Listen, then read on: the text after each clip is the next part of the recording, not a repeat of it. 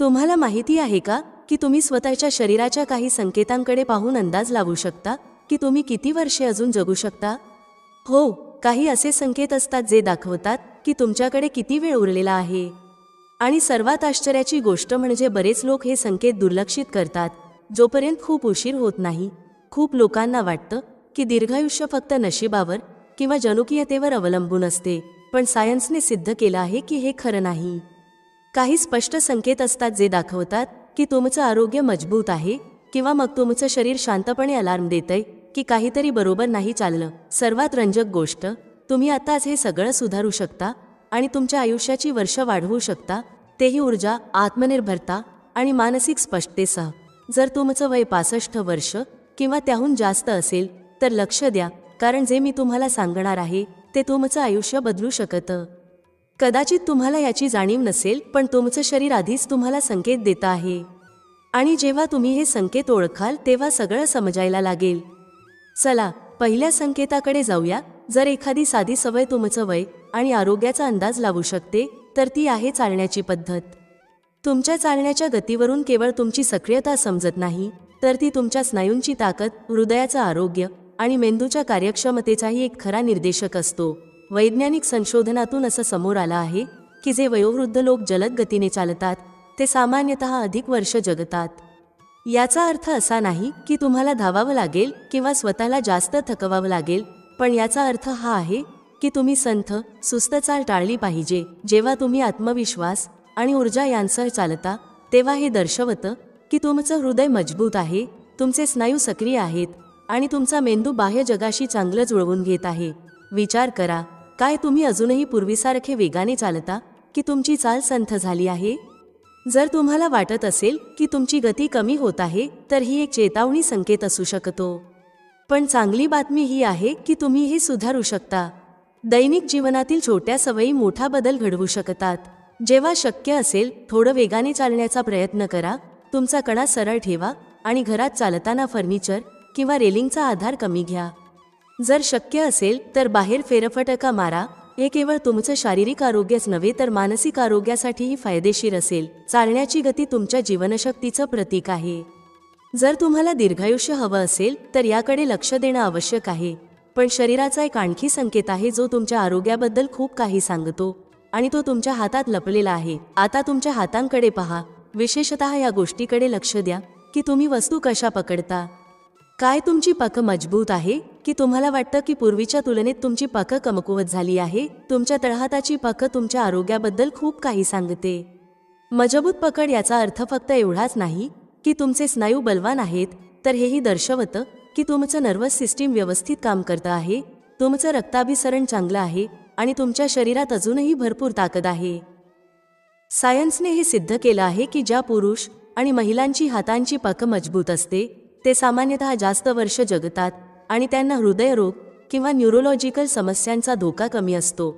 आता विचार करा, जेव्हा तुम्ही ग्लास पकडता, एखादं झाकण उघडता किंवा कोणाशी हस्तांदोलन करता तेव्हा तुम्हाला जाणवतं का की तुमची पाकं कमजोर होत चालली आहे? तुम्हाला जड वस्तू उचलण्यात पूर्वीपेक्षा जास्त अडचण येत आहे का? हा बदल अचानक होत नाही. हळूहळू जर आपण लक्ष दिलं नाही तर हात आणि हाताचे स्नायू कमजोर होऊ लागतात आणि हा स्पष्ट संकेत आहे की शरीराची ताकद कमी होत आहे. पण जे कोणी सांगत नाही ते म्हणजे तुम्ही हे परत मिळवू शकता. जसं चालण्यामुळे पायांचे स्नायू मजबूत होतात तसंच लहान लहान व्यायामांनी हात आणि बाजूंची ताकदही परत मिळू शकते. तुम्हाला जिममध्ये जाण्याची गरज नाही, फक्त ही सोपी सवय अंगीकारा. दिवसभरात काही वेळा एक रबर बॉल दाबण्याचा प्रयत्न करा. ओले कपडे जोरात पिळा. थोडं जड सामान उचलण्याचा सराव करा. हे छोटे छोटे पावलं हळूहळू तुमच्या हातांची ताकद परत आणतील आणि तुम्हाला पुन्हा तुमचे रोजचे कामे सहज आणि आत्मविश्वासाने करण्यास मदत करतील. कमजोर पाकं ही केवळ वय वाढण्याचा संकेत नाही, तर ती तुमच्या शरीराच्या ताकदीबाबत इशारा आहे. आणि जर तुम्हाला दीर्घकाळ आत्मनिर्भर राहायचं असेल तर हे दुर्लक्ष करून चालणार नाही. आता केवळ हातांची ताकद नव्हे, एक आणखी शारीरिक क्षमता आहे जी तुमच्या आरोग्य आणि दीर्घायुष्याबद्दल खूप काही सांगते आणि याचा वजन उचलण्याशी काहीही संबंध नाही. आता एक छोटासी चाचणी करा. सरळ उभं राहा आणि एक पाय वर करून किमान 10 सेकंदपर्यंत समतोल साधण्याचा प्रयत्न करा. काय तुम्ही करू शकलात की तुमचं शरीर हलायला लागलं आणि तुम्हाला लगेच दुसरा पाय जमिनीवर ठेवावा लागला, ही सोपी चाचणी तुमच्या आरोग्याबद्दल आणि संभाव्य आयुष्यमानाबद्दल खूप काही सांगू शकते. समतोल म्हणजे फक्त चांगली मुद्रा किंवा पायांची ताकद नव्हे, यात तुमचा मेंदू, स्नायू आणि नर्वस सिस्टीम सर्व सहभागी असतात. जर तुमचा समतोल बिघडत असेल तर हे याचं संकेत असू शकतं की तुमच्या स्नायूंची ताकद आणि समन्वय कमी होत आहे. आणि हीच ती कारणं आहे की ज्यामुळे वयोवृद्धांना पडण्याचा धोका अधिक असतो. आणि एक अशी गोष्ट जी फार थोड्या लोकांना माहीत आहे, पडणं 65 वर्षांनंतर सर्वात धोकादायक समस्यांपैकी एक आहे. एक छोटीशी ठेच देखील हाड तुटण्यासारख्या गंभीर इजा होण्याचं कारण बनू शकते आणि वय वाढल्यावर पुनर्प्राप्ती कठीण होऊन बसते. अनेक वृद्ध लोक जे पडल्यानंतर जखमी होतात ते आपली पूर्वीसारखी चाल, लय आणि आत्मनिर्भरता गमावून बसतात. पण चांगली बातमी ही आहे की तुम्ही तुमचं बॅलन्स सुधारू शकता. जरी सध्या तुम्हाला त्रास जाणवत असेल तरी तुमचं बॅलन्स चांगलं करण्यासाठी फक्त थोड्याशा सरावाची गरज आहे. ब्रश करताना एका पायावर उभं राहण्याचा प्रयत्न करा. खुर्चीवरून हातांची मदत न घेता उठण्याचा प्रयत्न करा. खरं रहस्य हे आहे की वय वाढणं टाळणं नाही, तर वय वाढण्याच्या प्रक्रियेसाठी स्वतःचं शरीर मजबूत करणं महत्त्वाचं आहे. जितकं तुमचं बॅलन्स चांगलं असेल तितका पडण्याचा धोका कमी असेल आणि तुमचं आयुष्य तितकंच लांब आणि आत्मनिर्भर राहील. पण एक आणखी गोष्ट आहे जी तुमच्या लाईफ एक्सपेक्टन्सीवर थेट परिणाम करते आणि ती प्रत्येक रात्री घडते जेव्हा तुम्ही झोपता. आता जरा विचार करा, काल रात्री तुमची झोप कशी होती? काय तुम्ही व्यवस्थित झोपू शकलात की वारंवार पालथं झोपत होता, मध्यरात्री उठत होता आणि सकाळी उठूनही असं वाटलं की झोप पूर्ण झालीच नाही? तुमच्या झोपेची गुणवत्ता तुमच्या आरोग्य आणि दीर्घायुष्याचं एक अत्यंत महत्त्वाचं लक्षण आहे. चांगली झोप फक्त आरामासाठी नसते, ती वेळ असते जेव्हा तुमचं शरीर स्वतःची दुरुस्ती करतं, स्मरणशक्ती बळकट होते आणि तुमचं इम्युनिटी सिस्टीम चांगली होते. खूप लोक झोपेशी संबंधित समस्यांकडे दुर्लक्ष करतात, असं वाटून की वाढत्या वयात नीट झोप न लागणं सामान्य आहे. पण सत्य हे आहे की सतत खराब झोपेमुळे हृदयरोग, उच्च रक्तदाब, मधुमेह आणि इथपर्यंत की मानसिक क्षमतेत घट होण्याचा धोका वाढतो. जर तुम्ही दररोज सकाळी थकलेले उठता किंवा तुमची झोप ताजेपणाचा अनुभव देत नाही, तर तुमचं शरीर तुम्हाला इशारा देत आहे की काहीतरी चुकत आहे. हे अनेक कारणांमुळे होऊ शकतं, जसं की चुकीचं खानपान, तणाव, अस्वस्थ करणाऱ्या वातावरणाचा परिणाम किंवा श्वासाशी संबंधित अडचणी जसं की स्लीप एपनिया. पण हे सुधारण्यासाठी काय करावं? सर्वप्रथम तुमच्या दिनचर्येकडे लक्ष द्या. तुमच्या शरीराला नियमित झोपण्याचा आणि उठण्याचा वेळ हवा असतो. जर तुमचं शेड्यूल दररोज बदलत असेल तर बॉडीचा नैसर्गिक घड्याळ विस्कळीत होतो आणि यामुळे दिवसभर सुस्ती जाणवत राहते. दुसरी महत्त्वाची गोष्ट, झोपण्याआधी मोबाईल, टीव्ही किंवा लॅपटॉपसारख्या झगमगत्या स्क्रीनपासून दूर राहा. यांचा प्रकाश तुमच्या मेंदूला असं वाटायला लावतो की अजून दिवस आहे आणि त्यामुळे गाढ झोप घेणं कठीण होतं. याव्यतिरिक्त झोपण्याआधी तुमच्या मनस्थितीवर लक्ष द्या. जर झोपताना डोक्यात खूप चिंतेचे विचार चालू असतील तर शरीर पूर्णपणे रिलॅक्स होऊ शकत नाही. गर्भश्वास घेण्याचा सराव, सौम्य स्ट्रेचिंग व्यायाम किंवा रिलॅक्सिंग म्युझिक ऐकल्याने मेंदू शांत होतो आणि झोप लवकर लागते. एक शांत आणि अंधारलेलं वातावरण देखील झोपेसाठी अत्यंत आवश्यक असतं. तुमचा मेंदू तेव्हाच पूर्णपणे विश्रांती घेऊ शकेल जेव्हा त्याला हे संकेत मिळतील की आता विश्रांतीची वेळ आहे. झोप ही तुमच्या आरोग्याचा पाया आहे. जितकी चांगली तुमची झोप असेल तितकं तुमचं शरीर आणि मेंदू निरोगी राहतील. आणि जेव्हा गोष्ट येते आरोग्य टिकवण्याची, तेव्हा एक आणखी गोष्ट आहे जी अनेकदा दुर्लक्षित केली जाते आणि ती आहे तुमची भूक. तुम्हाला योग्य वेळी भूक लागते का? की तुम्हाला असं वाटतं की तुम्ही पूर्वीच्या तुलनेत कमी खात आहात आणि खाण्यात फारसा रस उरलेला नाही? भूक ही तुमच्या आरोग्याचं एक महत्त्वाचं लक्षण आहे. जर तुमचं शरीर व्यवस्थित काम करत असेल तर त्याला योग्य वेळी अन्नाची गरज वाटते, जेणेकरून पोषण मिळत राहील आणि आवश्यक ऊर्जा टिकून राहील. पण जर भूक अचानक कमी झाली तर हे एखाद्या गंभीर समस्येचं लक्षण असू शकतं. अनेक वृद्ध लोक खाण्यात रस न उरल्याची तक्रार करतात. हे त्यांच्या इच्छेने होत नाही, तर शरीरात होणाऱ्या बदलांमुळे होतं. हे पचन मंदावणं, चवेमध्ये बदल, दातांची समस्या किंवा एखाद्या अज्ञात आजाराचं लक्षण देखील असू शकतं. भूक कमी लागल्याने पोषणाची कमतरता होऊ शकते, ज्यामुळे स्नायू कमजोर होऊ लागतात, इम्यून सिस्टम कमजोर पडतो आणि वय वाढण्याची प्रक्रिया जलद होते. पण सगळ्यात मोठी चूक काय होते? बरेच लोक असं विचार करतात की कमी खाणं म्हणजे आरोग्यासाठी चांगलं आहे, पण हे खरं नाही. जे लोक कमी खातात ते अनेकदा अशा अन्नाची निवड करतात जे आवश्यक पोषण देत नाही. याचा परिणाम अशक्तपणा, चक्कर येणे, लक्ष न लागणे आणि पडण्याचा जास्त धोका. चांगली भूक परत आणण्यासाठी काय करावं? जर तुम्हाला वाटत असेल की तुमची भूक आधीसारखी राहिलेली नाही, तर तुमच्या खाण्याच्या विविधतेकडे लक्ष द्या. प्रोटीनने भरलेले पदार्थ खा, जेणेकरून स्नायू मजबूत राहतील. चांगली चरबी, गुड फॅट्स मेंदूच्या आरोग्यासाठी आवश्यक आहे. जटिल कार्बोहायड्रेट्स तुम्हाला पूर्ण दिवस ऊर्जावान ठेवतात. फळे, भाज्या आणि नैसर्गिक प्रोटीनने समृद्ध आहारामुळे तुमचं ऊर्जा आणि इम्युनिटी दोन्ही वाढतील. एक आणखी महत्त्वाची गोष्ट, नियमितपणे अन्न घेण्याची सवय लावा. शरीर एक ठराविक वेळापत्रकानुसार सर्वात चांगलं कार्य करतं आणि हे अन्नावरही लागू होतं. जर शक्य असेल तर एकटं जेवण टाळा. जेव्हा आपण कुटुंब किंवा मित्रांसोबत बसून जेवतो तेव्हा खाण्यात रस वाढतो आणि आपलं शरीर अधिक चांगलं वाटतं. चांगली भूक आरोग्य आणि दीर्घायुष्याचं एक महत्त्वाचं लक्षण आहे. हे दाखवतं की तुमचं शरीर अजूनही मजबूत आहे आणि पूर्ण ऊर्जासोबत काम करत आहे.